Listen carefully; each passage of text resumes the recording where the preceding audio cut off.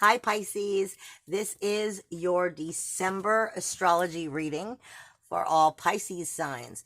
Now, I'm trying to make sure I go through and I'm a little bit more clear for people who are just now finding me and starting to follow the readings. There is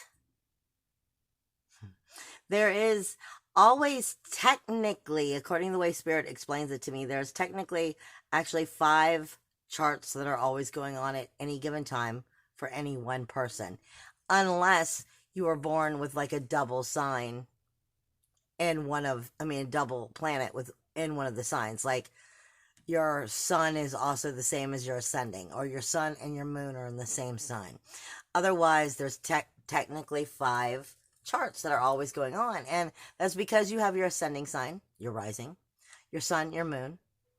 Then you always have the transiting one, as well as what is universally going on, because universally we still kind of have the same things going on. So there's 5 charts sitting on top of one another, and I explain that because I want to make sure that you understand, if you're coming to watch the videos under sun, moon, rising, and Venus, you understand what you're really listening to. Because if you're a Pisces moon, then I'm talking to you about your houses directly in the depths of your emotional and mental depths. But if you're coming and it's Venus in Pisces, then what we're discussing is, your sensitivities, whether they're positive or negative in these areas at this time. Now, your core is the core of who and what you are. That's your sun sign. But it's at the same time, you could be seeing this from the first house if this is your rising sign. So I'm just making sure that I'm kind of clearing that up for many people. And if you do want your own personal readings, you can always see the description box below. With that being said, this is for Pisces signs. And right now, you definitely have a lot going on in your honor, your reputation, your community, in the outer world. And this could be your financial world. It could be your working environment. But there is definitely some karmic debt, some, grief, sorrow, shame, hidden skeletons in the closet that are finding their way of, rising and helping you actually get through some karmic lessons and learn. But for the most part, it's Sagittarius season until the 21st, when the sun moves into Capricorn. So technically, you're in the 10th house up until the 20th of December, and then you start to move into your 11th house, which is the community itself. But Spirit is saying you will be dealing with some siblings, some communication, because siblings is in the same house as the communication house. And you're going to be dealing with some hidden talents that are hidden within your self-worth, self-value, and self-esteem. Your own empowerment and liberation as you come to know it. There are hidden talents there that you may not acknowledge you have, or maybe you're not tapping into them for karmic reasons that you're learning how to overcome. Is there anything else? And you're coming into a deeper level of self-realization, or just real self in general, they said. But you may be holding on to some fear, some bitterness, anxiety, blame, or worry.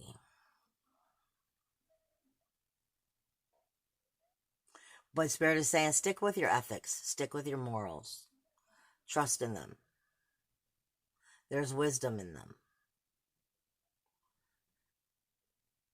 And get past your own personal self-deception. I think that has to do with communication you're having with yourself in some areas that could be holding you back. All right, let me see. Yeah, they said there's parts of the hidden self that you're not acknowledging. And because you're not acknowledging, it's caused in some areas some blocks or stagnants.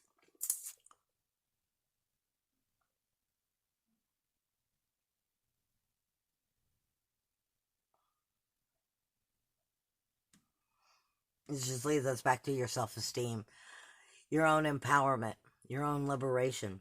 Okay. Before I get into the astrology too much, I want to remind you Venus moved into Capricorn on the 25th of November, bringing extra sensitivity to that energy in Capricorn, as well as Ceres moved into Capricorn too, bringing karma into there and the threefold theory. Neptune went direct on the 27th of November. But that doesn't make it, even though it's direct now, don't forget it's still in shadow. Now, you have Jupiter, which is moving in to Capricorn on the 2nd. You have Mercury, which is moving into Sagittarius on the 9th. You have the full moon that takes place in Cancer on the 12th. Venus then moves out of Capricorn and into Aquarius on the 20th.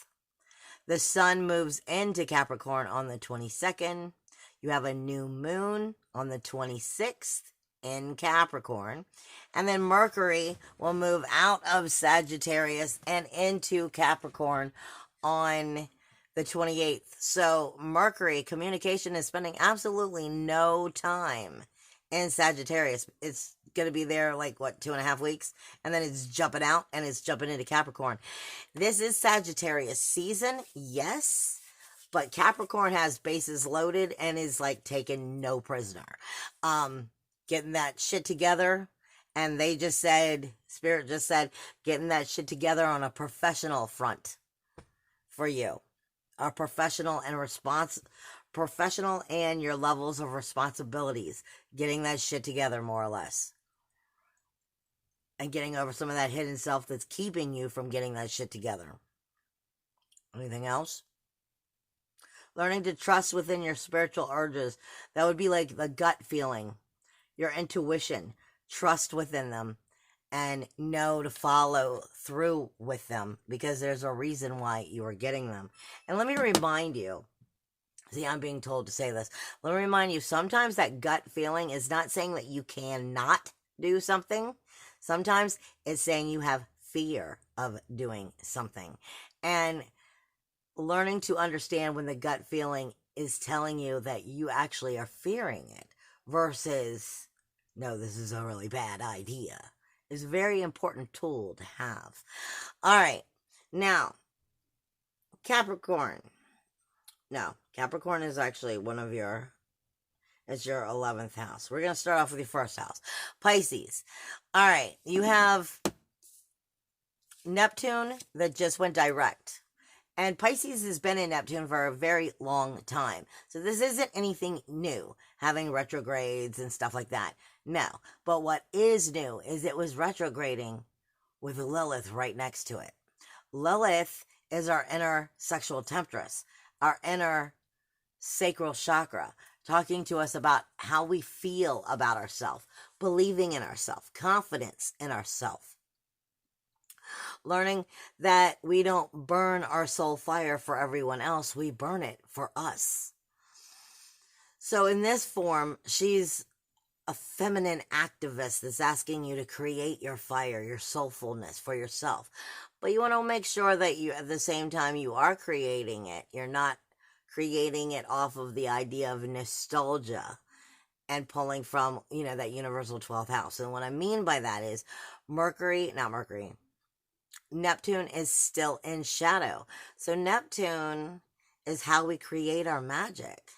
Neptune is where fantasy smacks you in the face with harsh reality. And it's also illusion versus delusion. It is now versus nostalgia. And how we can easily in our minds get some of this confused. Okay? Lilith is asking you to remember who you are, not who you was. And to rise above pieces of yourself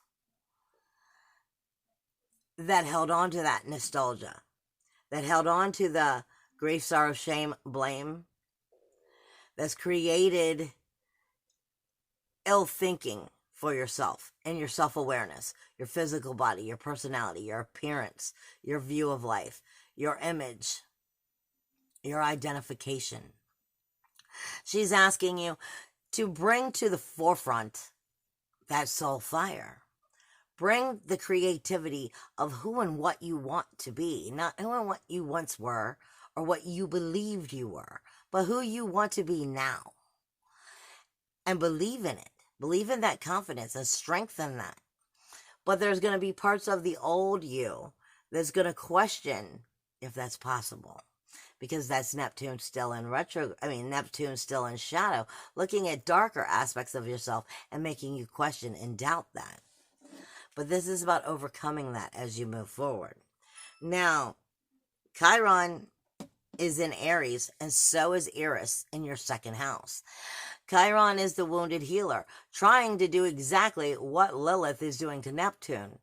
He's the wounded healer. He's looking for the wounds that haven't been able to be healed. Well, Eris at the other side of Aries is trouble, toil, strife, and injustice.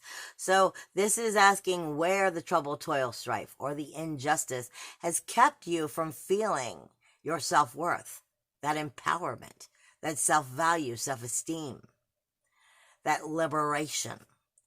Kept you kind of feeling a little bit in the shadow. All right. Now, Chiron's trying to bring healing to that very awkwardness that you may feel and bring it into your very awareness, your personality, your appearance, your view of life. So your personal power is in a presence of trying to grow and strengthen and illuminate. And this is a good thing, but it's definitely seeing some darker aspects of making you question and doubt. And that's just a level of overcoming. That's all that is. And realizing that that's not who you are anymore. There's just a lesson to be learned in the past of who you once were. Now, your third house. This is where siblings, neighbors, and communication in general takes place. It's the communication house. This is Taurus for you. Uranus is here right now. This is independence, individuality, uniqueness, freedom, creative, inventive self, on top of self-worth, self-value, and self-esteem.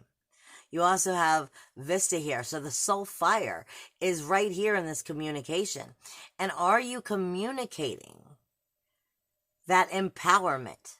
Are you communicating that strengthening of your self-worth, self-value, self-esteem, of that empowerment, of that authority in your life to the other people in your life? But first you must be communicating that with yourself and believing it, acknowledging it, trusting in it, believing in your intuition and all of that. You must first be strengthening that. And then as you are strengthening that, this is teaching you how to communicate that outwardly. Communicate that authority of your life. Communicate that empowerment of your life with that self-value, self-worth, self-esteem. Very liberating. And help to invest in that at this time so that you're communicating what you want to see happen and change. Okay? Now, as you go into the fourth house, you don't have anything here in your fourth house. That's a good thing and a bad thing. I mean, it doesn't mean anything really. It just means in the very home of who and what you are, the inner child and its roots, the true self. There's nothing there to strengthen it for you or against you. There's nothing swaying it in any direction. But this is your inner emotional security. Your first, second, and third house have enough going on to tighten up that inner emotional security if you're doing that listening. To give you that empowerment, to give you that trust in self, that self-value. Like I said, there's enough communication going here to help bring out blockages that you may have of that inner emotional security, even though there's nothing here. If you are trusting in your intuition, trusting in the communication and who you are, and strengthening that soul fire and allowing the world to see you and hear you. Now, as you move into The 5th house. This is your pursuit of pleasure. This is, dating, romance, hobbies. But this is also where your inner child is, your creativity, your fun. The North Node is here in this area. This is also where, for you, the full moon will take place on the 12th. Asking you, are you getting to have any time for you? Are you taking the time for you? Are you being the authority of your life and being able to say, you know what, I need this time to myself. I need some of this time to myself because I need to enjoy life. I need to be, if you're not enjoying life, if you're not being able to go after your pursuit of pleasure, if you're not being able to have, your dating, your fun, your romance, your hobbies, and actually have time for those things in your life, then you're out of balance, and so is your creativity. So is your inner child, because it's not being heard, which is just suffocation of who and what you are. So this is asking you to make sure you're taking the time for you so that you're not suffocating your very creativity, which then will actually cause problems with your inner emotional security and your self-worth, self-value, and self-esteem. So this is reminding you around the full moon on the 12th of December that you need to be taking time for you.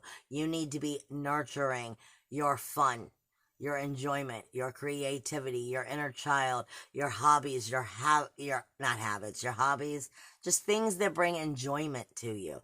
And if you're not taking the time for that, everything else is going to be starting to have, a crumbling effect. You want to make sure that you're bringing that attention to you so you can release, surrender, and let go of what's not serving you. So this will help you get over the hump mid-month. Now, in your 6th house, you don't have anything going on in your 6th or your 7th house. Yeah, your 6th and your 7th house, there's nothing going on here. So, in a form, this is your everyday daily tasks, your service, your daily work, your routines, your health, your diet, but it's also your relationship zones. And relationships are anything you care about, from your friends to your working environment, to your marriages, to your children, your spouses, your parents. And like I said, working environment. You have a relationship with your money. When you have no money, you know all about that relationship with that lack of money.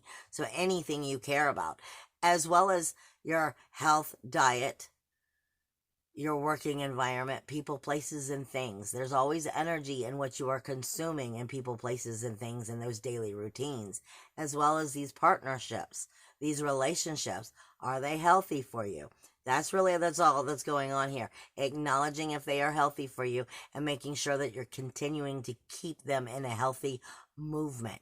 Now, as far as the relationships go, though, this is Libra. Is this Libra for you? I can never keep up. Yes, the 8th house for you is Libra. Now, this is the rules of these relationships. And this is the rules, the walls, the boundaries of these relationships. And are they joint finances, joint resources, joint efforts? Are they fair and are they balanced, more or less?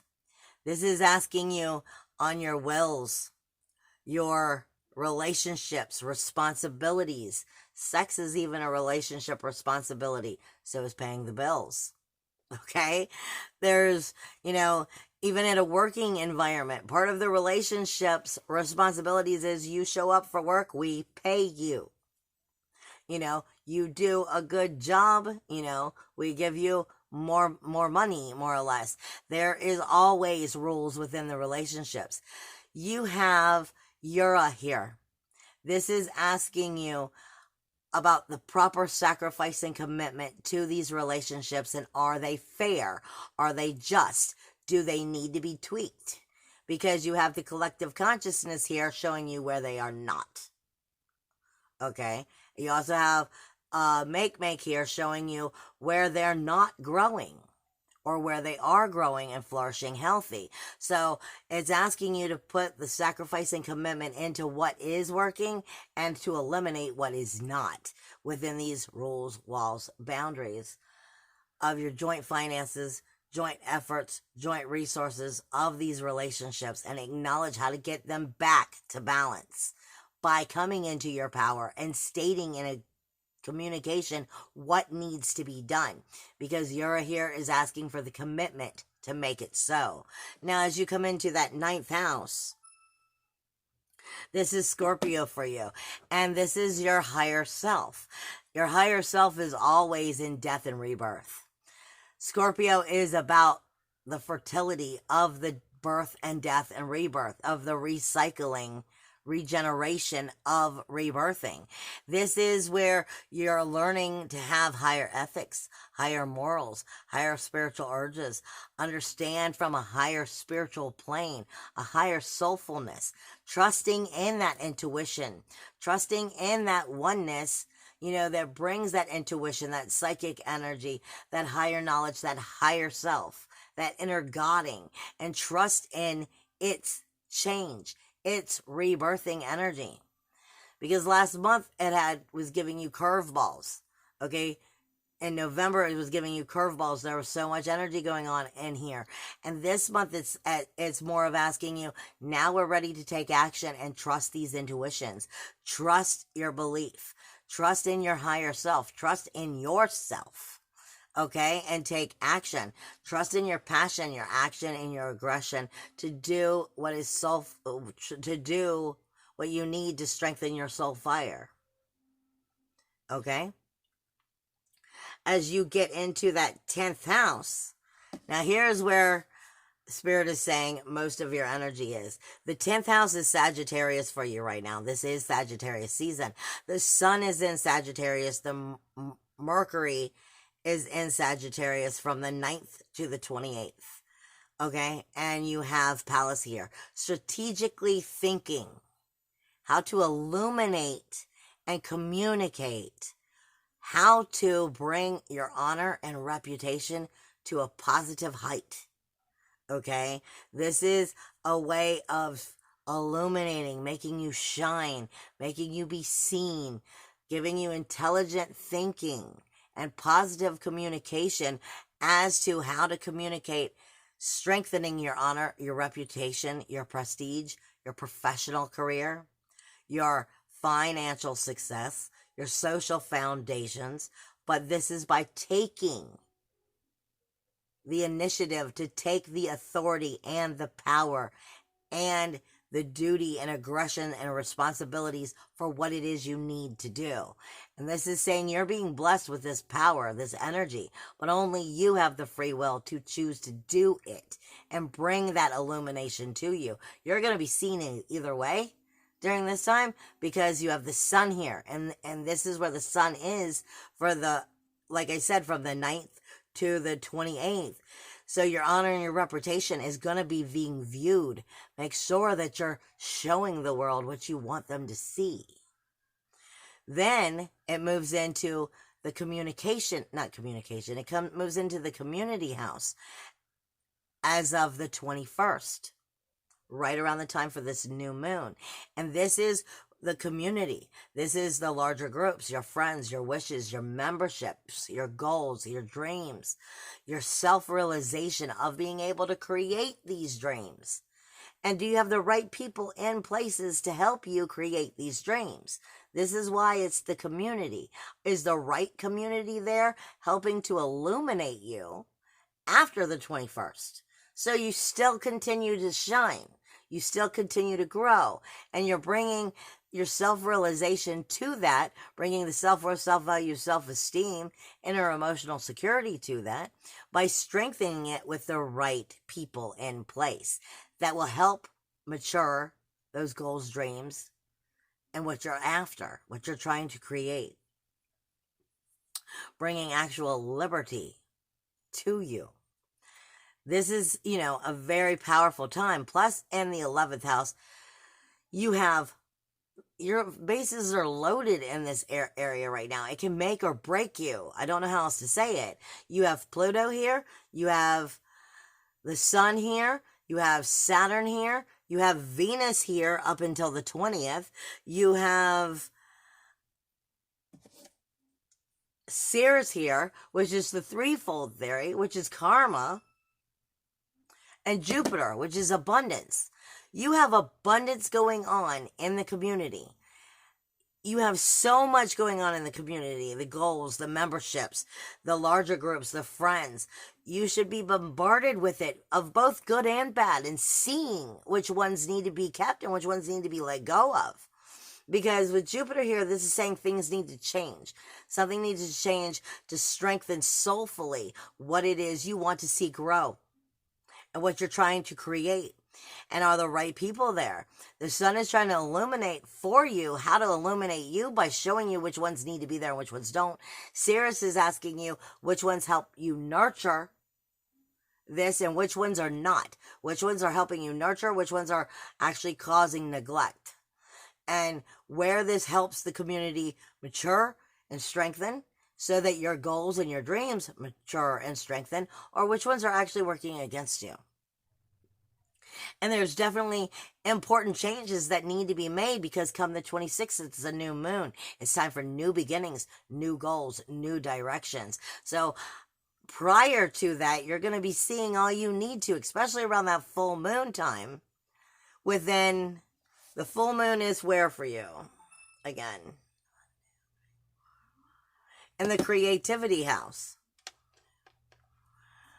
So who's helping you enjoy life and work with you, and who's so damn stuck on only being about themselves that they're not there's no tug of war, there's no give and take, there's just their way or the highway. And it's going to help you understand in the community of those people, places, and things, of those daily routines, the energies that you're consuming, where are they toxic and they're not helping you grow?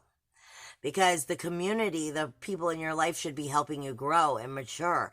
And if they're not, that full moon is going to help bring that attention to what's not working for you so that you can try to get on board with the right areas of what will be working for you come the 26th when the new moon in Capricorn takes place, because it's time for new rules, walls, boundaries, new shifting to help soulfully get you to your goals, your dreams, by making sure the right community is there.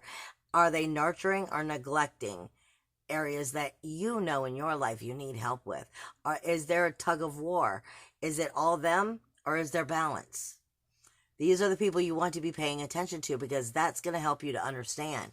Now, as you come into your 12th house, you are lucky. You don't have anything here until the 20th. Now, on the 20th is when Venus moves in. This is your subconscious becoming conscious. So I'm telling you, you want to make sure you have as much of this, you know, especially in the honor, the reputation, the financial success, the foundations of that outer community, those larger groups, and the realization of what's going on. You want to make sure that you're getting that stuff tweaked and in place by that new moon, because that's the 26th, but Venus is moving into your 12th house on the 20th. If you have that stuff in the right direction by the 20th, when Venus moves into that 12th house, the hidden self, where the subconscious becomes conscious, where the self-sacrifices have been made that aren't doing you any good, the self-deception, self-undoing have come in and caused problems, your grief, sorrow, shame, and blame, the skeletons in your closet. Venus is going to illuminate that and show you what needs healing and why. And if you're ahead of these things, it won't be as hard when Venus moves into your 12th house. So I'm just giving you the warning. You want to be on top of that before the 20th as much as possible, because from the 20th until mid-January, she's going to be in your 12th house. And you want to strengthen yourself as much as possible so healing can be made and you're not getting curveballs thrown at you. Open your eyes, babies. The 10th and the 11th house is telling you everything you need to know about your outer community. Are you paying attention? And will you be empowerment? Will you take the empowerment? And will you be the authority you need to be in your life? I love you. Bye.